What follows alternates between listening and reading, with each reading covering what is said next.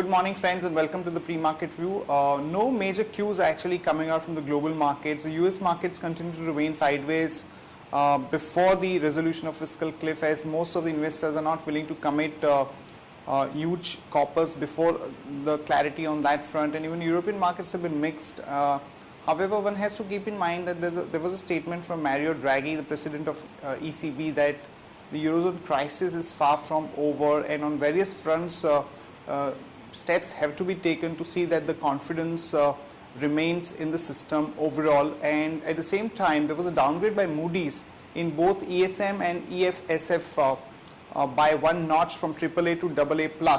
So this is a bit not positive from the Eurozone stability perspective. And when we look at the Asian markets, most of the markets are marginally up. And we had some positive data coming out from China, both on the manufacturing as well as on the servicing sector side. There was marginal improvement in the index, which is definitely a bit positive. But when we look at our own markets, we continue to outperform most of the global markets with a huge momentum, as well as the flows into the country. The volume is supportive. And even on Friday, we had seen that the Nifty actually registered a gain of almost 55 odd points. So after that initial breakout at about 5760, we have almost registered a gain of about 125 to 150 points, which is on the back of participation across the sectors, particularly banking, which is in the forefront, where the expectations about the rate cut have started building up, and we've seen both private sector banks as well as selective PSUs participating in it.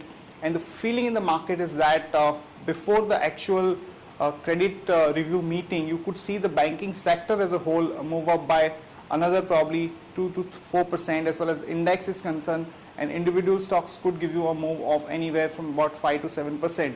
The government is also doing its bit, and they have actually relaxed the norms for certain debt instrument like government securities and few others, which is what has helped the USD INR gain. From 56 now it has come down to almost 54.20.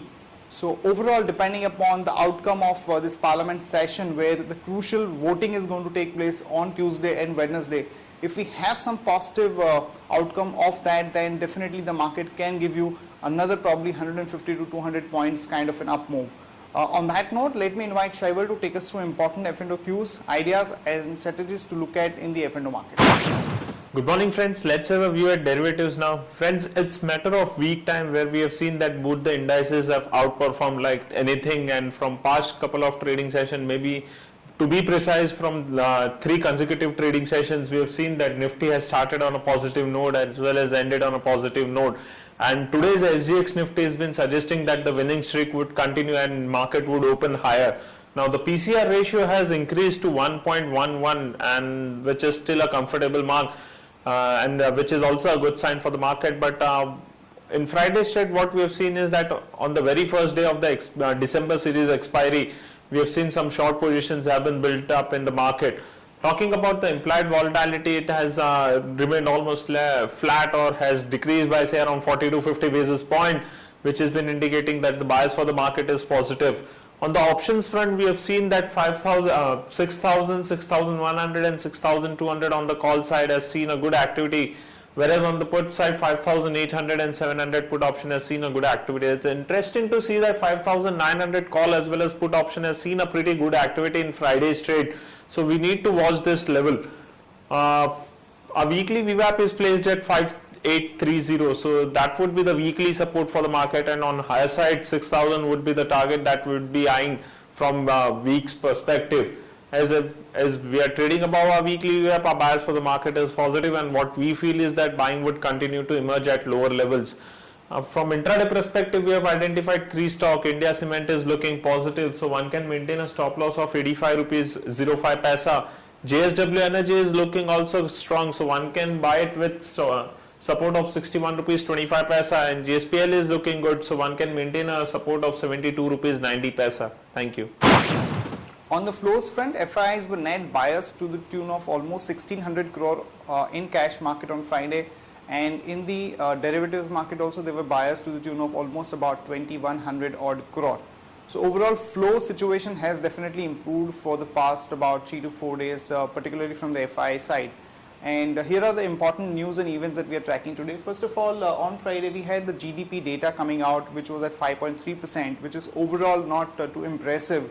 But there is a feeling that once you see the rate cut and the impact of this entire improvement sentiment, you could see some improvement in the GDP over the next few quarters. And more importantly, from a rate cut perspective, the fact that the overall industrial growth and the GDP data have been subdued could actually help RBI to take that important decision. So market was not too nervous once this data was out, and in fact actually it moved up. So overall market is quite positive. We had the auto sales data coming out for the month of November, and wherein Maruti reported a growth of almost 12.5% at 103,000 units, as against the expectations of about 117,000, so bit negative for Maruti. Mahindra reported a growth of almost 18%, and Tata Motors actually disappointed with a negative growth in the commercial vehicle segment to the tune of 14%. In other auto companies, Bajaj Auto, the expectations are that it will report a growth of 5% month on month and almost about 15.4% on a YOY basis. And the number that the street is expecting is about 4,32,000. And in case of Ashok Leyland, the market is expecting a growth of almost about 12.5% at 9,000 vehicles. Coal India Board is likely to meet on 12th of December to finalize both the FSA and price pooling of imported coal issues. So one can go long on Coal India with a stop loss of 359 and a target of about 377 to 384.